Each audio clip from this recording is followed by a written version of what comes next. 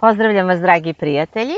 Ovo je video za jul mesec 2022. godine.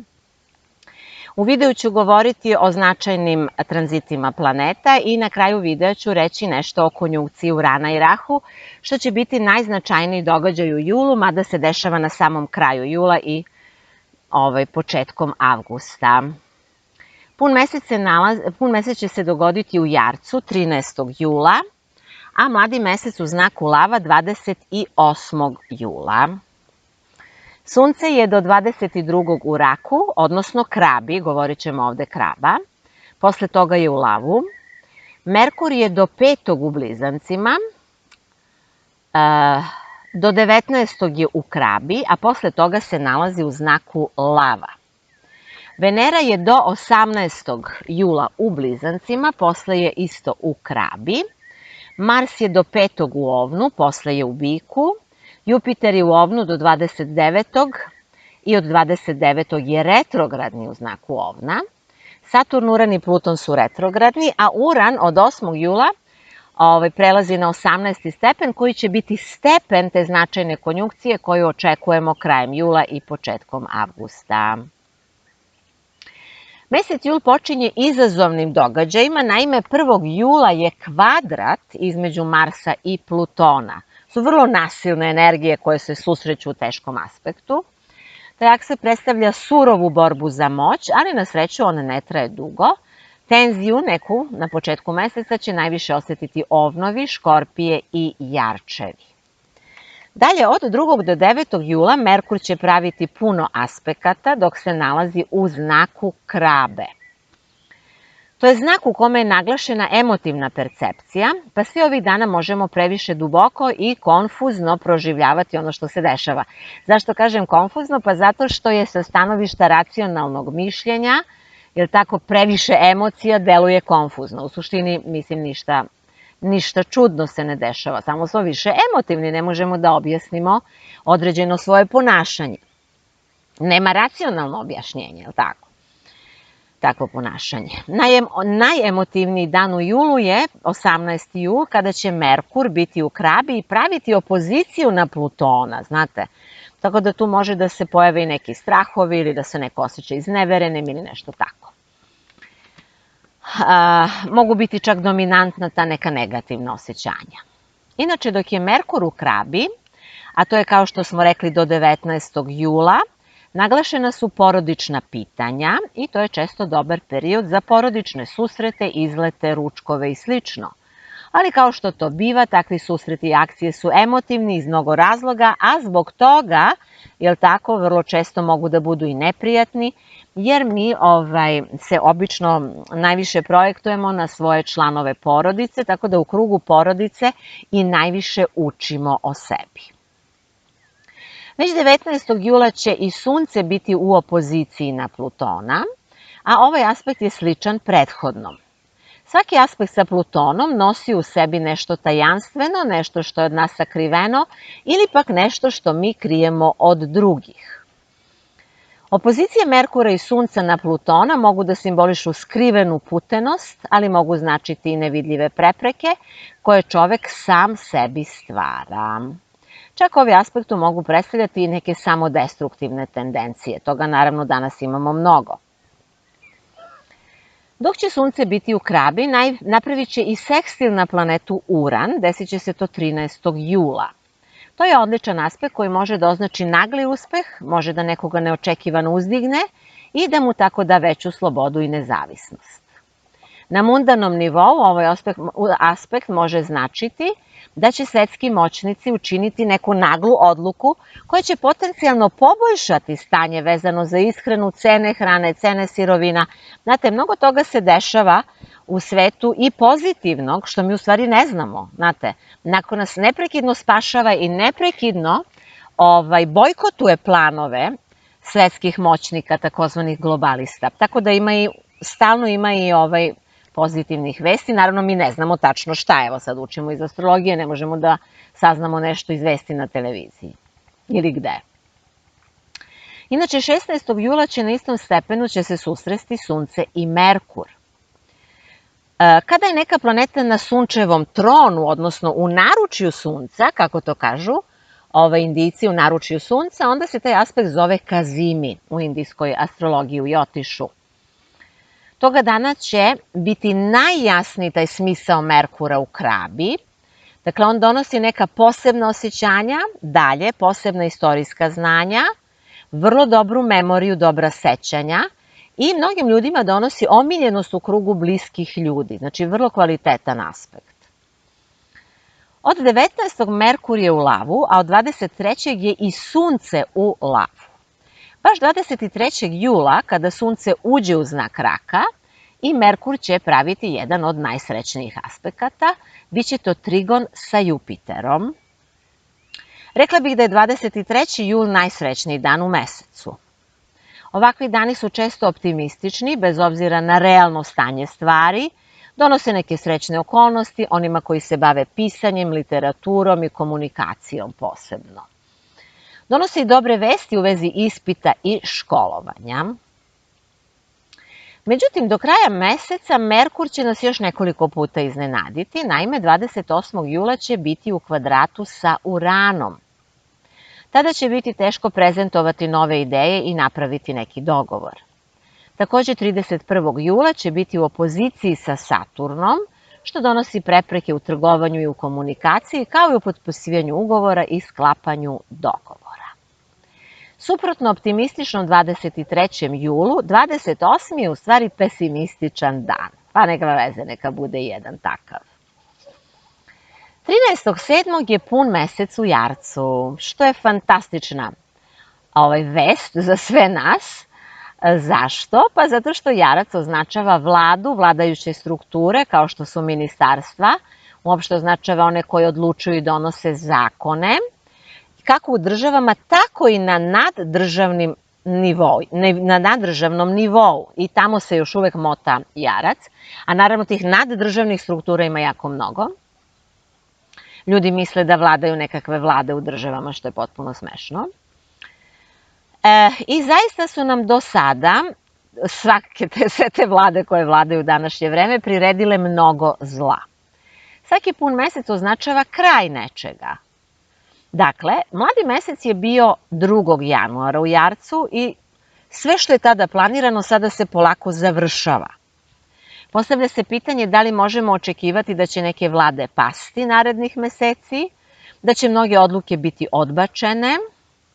Na primer, to bi bila mogla pitanja, moglo bi biti i bilo bi dobro da je to tako, međutim to je slaba simbolika za neke veće događaje.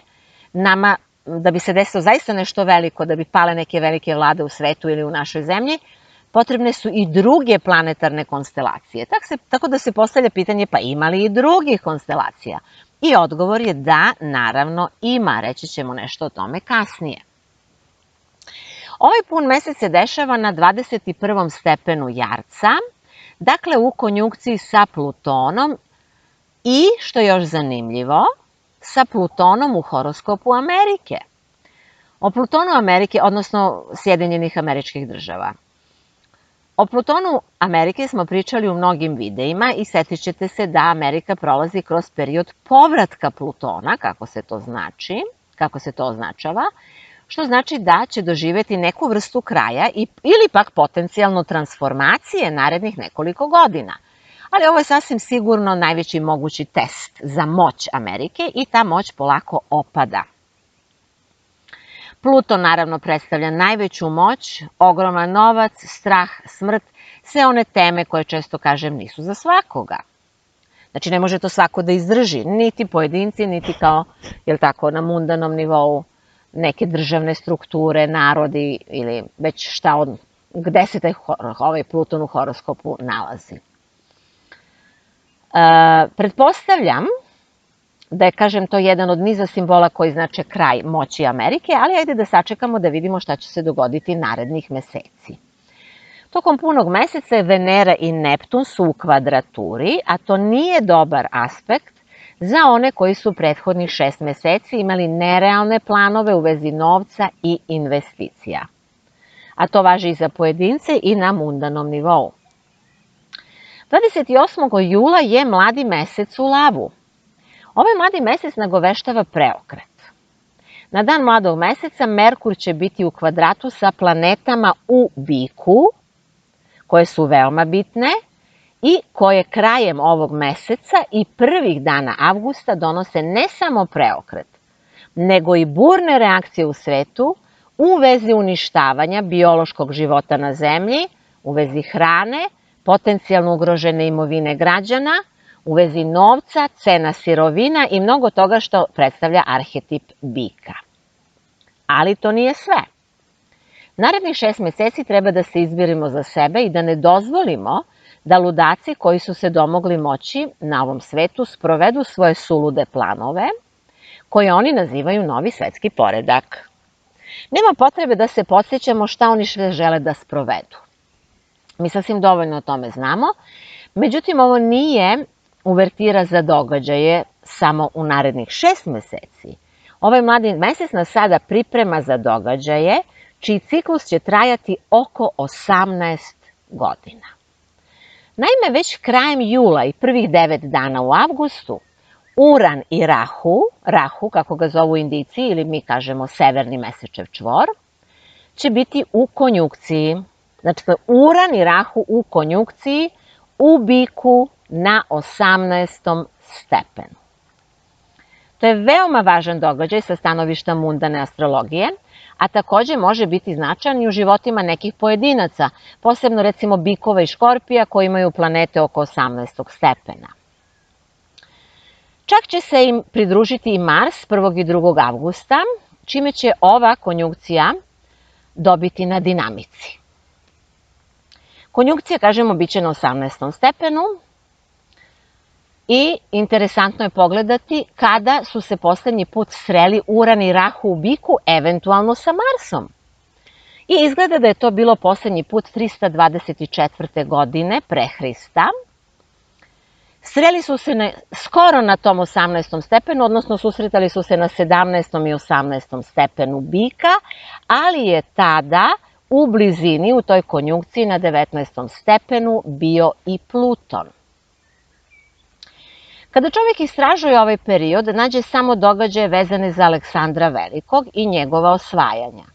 Jer mi naravno ne znamo antičku istoriju, pa ni onu kasniju. Istorija je falširana, tako da je sada veliko pitanje šta se sve u to vreme događalo. Možda mnogo toga, je li tako? Svakako, to je bio veoma značajan period, po ovome što mi znamo, u kome su velike teritorije pripale nekoj novoj sili. I slično će se desiti i sada, to možemo biti sasvim sigurni. Ta ograničena znanja iz istorije govore puno o našoj percepciji, o suženoj percepciji i onda vrlo često ono što treba da znamo mi i znamo, znate, nažalost to je tako. Po mnogima je Aleksandar Veliki bio osvajač koji je proširio svoju teritoriju na istok. Ali po drugima, baš on se borio, boreći se protiv Persije, protiv starog vedskog nasleđa i stare kulture naših davnih predaka.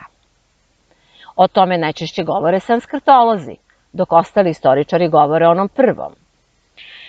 Bik je bio jedan od najvećih simbola Indoevropljana, molim vas, to je vrlo bitno znati. Nazovimo ih Indoevropljana, jer svaki drugi naziv bi mogao biti suviše provokativan, tako da se držim po strani. Dakle, bik je bio jedan od najvećih simbola naroda koji je stvorio vedsku tradiciju, čiji je nastavak bila Persija, eventualno potom i ta kritska kultura i čiji jedan ogranak smo svakako i mi. Zato je posebno značajno da se i sada ova konjunkcija dešava u znaku astrološkog bika. Znači ova koja će se dogoditi 2022. godine. Smatram da će ova konjunkcija doneti civilizacijske promene koje će postaviti stvari na svoje mesto. Naime, uspostavit će se stara veza između svih Indoevropljana, opet koristim taj naziv, je li tako? Ili možemo reći između kultura koje su baštinile drevno znanje i pripadale starom kontinentu. Znači bile autohtone na starom kontinentu, a ta Evropa i Azija su jedan kontinent. Ili ako hoćete dva spojena kontinenta, svejedno, jedna celina. Ovo samo nagoveštavam sada, možda ću nekad imati prilike da nešto o tome i napišem. Naravno, sve ovo neće biti jednostavno, jer kao što vidimo, stalno pratimo dva procesa koji idu paralelno. Jedan u kome sile mraka žele da čipuju ljude i da ih drže pod totalnom kontrolom u nekakvim domaćim koncentracionim logorima. I postoji drugi pravac koji govori o oslobađanju čoveka i otkrivanju novih znanja. Koji će od ovih modela pobediti zavisi od našeg nivoa svesti i naših znanja.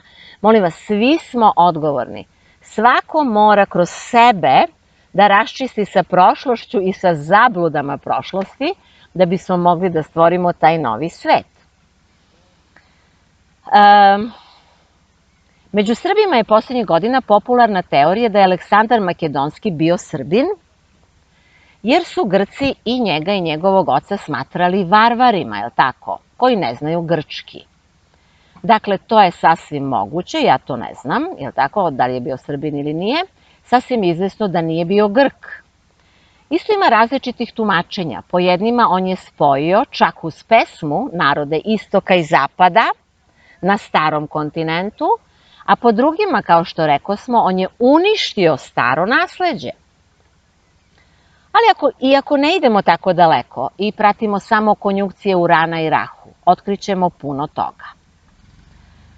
Ja sam to činila ove godine istražujući sa jednim svojim saradnikom kada su se dešavale promene vezane za Ustav i državnost Srbije. I nećete mi verovati, pokazalo se da su baš konjunkcije Urana i Rahu ključne za promene koje se dešavaju na najvišem nivou u Srbiji, u tim zemljama koje su imale različita imena, ali su srpske zemlje. Članak na ovu temu će izaći tokom leta ove godine u ediciji Svezaka simboličkog mišljenja. Biće to druge sveske, znači za sada su izašle samo jedan broj, prvi broj svezaka, jer tako sada pripremamo drugo izdanje. Ovo drugo izdanje će biti na srpskom jeziku. Ja ću vas obavestiti o tome kada to bude spremno, a možete da pratite i moj sajt, ali ovde ću kratko reći o čemu se radi. Naime, pokazalo se kroz našu analizu da je Srbija menjala granice i ustav svaki put kada su Uran i Rahu, dakle severni mesečev čvor, pravili konjunkciju. U sve ovo je bio važan i ciklus Saturna, što ovde sada neću spominjati. Te je sasvim izvesno da će se isto dogoditi 2022. i eventualno 2023. Znači, ili će se to desiti do kraja 2022. ili u prvoj polovini 2023. Ova naša istraživanja nisu potpuno precizna, uvek postoji plus minus godinu dana. Ali to se sada sasvim izvesno priprema i ja mislim od tog 1. 2. avgusta narednih pola godine do godinu pada vlada u Srbiji, menjaju se granice, jer tako donosi se novi ustav, biće mnogo, mnogo burnih događaja. Ne samo da se srpska država menjala u skladu sa ovom konjunkcijom, već se i Sovjetski savez, molim vas, raspao 1991. godine. Naravno, Uran mora biti bitan za sve slovenske narode i uvek su tranziti Urana bili bitni ovi ili oni za promene i dešavanja u slovenskim narodima. 1991. konjunkcija je bila u Jarcu, raspala se država, tako? Nešto što je u suštini vrlo stabilno i ne može lako da se raspadne i isto predstavlja vladu, ili tako, Jarac je vlada. Dalje, zanimljivo je da je 2007. na primer, konjunkcija Urana i Rahu bila u Ribama, tada je bio bombardovan Bagdad, na primer, znači teški događaji se dešavaju sa ovom konjunkcijom, nagli, teški preokreti, ali je zanimljivo da se, kada je 2007. bila konjunkcija u Ribama, da se pojavio iPhone, na primer. A ribe imaju tendenciju da u naše vreme predstavljaju modernu IT tehnologiju, čak i veštačku inteligenciju. U svakom slučaju, ovom konjunkcijom počinje nova serija događaja kroz arhetip bika, koja će trajati sve do 2037. godine, kada će se Uran i Rahu sresti u znaku raka. Da li će se možda desiti i neka eksplozija oko početkom avgusta zbog konjunkcije sa Marsom? Ne znam, moguće je. 18. stepen bika je sam po sebi pasivan stepen, ali mi svi znamo da bik ume da riče, što se dešava veoma retko. Ali kada se to desi, trese se sve okolo, je li tako? Sva brda se tresu i svi živi koji su u blizini drhte od toga reva. Tako nešto će se dogoditi i sada tokom leta. Rahu i Uran predstavljaju inovacije i nova tehnološka otkrića. Digitalizacija je neprekidna tema globalista, virtualni novac je deo njihove agende, kao i čipovanje ljudi i mnogo toga što sasvim već znamo, je li tako, ništa novo. Jasno je da je virtualni novac i nova vrsta komunikacije nešto što je sasvim izvesno, jednog dana će to doći ovako ili onako, može to biti i korisno za čoveka, ali mi uvek pričamo da se zavisi ko time upravlja. Da li ljudi sami ili neko ko je zamislio da je Bog i da može da vlada ljudima. Ako je to ovo drugo, onda je to vrlo loše. Ova konjunkcija u biku je prilično problematična, jer bik nije znak inovacija. Njega karakteriše tradicionalni odnos prema životu, zato i Uran i Rahu ovde mogu biti i destruktivni, molim vas, destruktivni za prirodu i čoveka, ali nadajmo se najboljem, je li tako? Nadajmo se posebno tome da će ovaj događaj značiti naglo buđenje svesti i onih koji su do sada bili uspavani i nisu shvatili da je vreme da se borimo za prave vrednosti i da su nam nametnute lažne vrednosti. Iako to ne shvate, znate, ogromne promene su pred nama i uskoro će sasvim sigurno svima biti jasno šta se to u stvari u svetu dešava. I to je sve za sada što sam želela da vam kažem. Sve linkove i kontakte kao i preporučene videoklipove naći ćete ispod ovog videa na YouTube-u. Znate da koristim i druge platforme, ali nisam tamo mnogo aktivna, više to imam za slučaj da bude još veća cenzura na YouTube-u, ali nalazim se na Telegramu. Na Telegramu sam napravila grupu Symbolic Thinking T-Micic, kao i na mnogim drugim mrežama, ili napišite moje ime ili Symbolic Thinking ili simboličko mišljenje. Kod mene naravno možete slobodno zakazati lične konsultacije, samo uzmite u obzir, molim vas, da se ja ne bavim klasičnom astrologijom, znači ja ne govorim ljudima šta će im se dogoditi, jer ja stvarno ne znam šta će im se dogoditi. Ja se bavim astrološkom psihologijom i duhovnom astrologijom, što znači da objašnjavam unutrašnje obrasce i govorim kakav je smisao daljeg razvoja ili u kom pravcu treba da se odvija taj proces samopoznanja. Sve što nam se dešava zavisi isključivo od našeg nivoa svesti i samosvesti. Znate, nekada imate dva potpuno ista horoskopa, ali potpuno različite rezultate dobijete, kao kod blizanaca ili ljudi koji su se rodili istog dana, ali su od različitih roditelja, je li tako? Znači, mnogo toga zavisi od nas samih, iako živimo u okviru određenog obrasca koji mi u suštini ne možemo promeniti. Dakle, da li možemo da promenimo da li možemo da promenimo ne. Jedna i drugi odgovor su tačni. Sve u svemu to je dugi proces. Ja sam vam ovde tokom ovog videa rekla neke stvari možda onako malo ukratko, nemam sada vremena da duže pričam, ali pogledajte šta se nalazi na mom sajtu, biće sigurno još videa tokom leta. Ako vam se i ovaj video dopao, lajkujte, prijavite se na moj kanal, hvala vam puno unapred. Ja vam želim puno sreće, želim vam puno radosti, želim vam da sa radoznalošću iščekujete konjunkciju koja dolazi i da budete spremni za velike, velike preokrete koji nas vode u nešto što komotno možemo nazvati civilizacijskom promenom.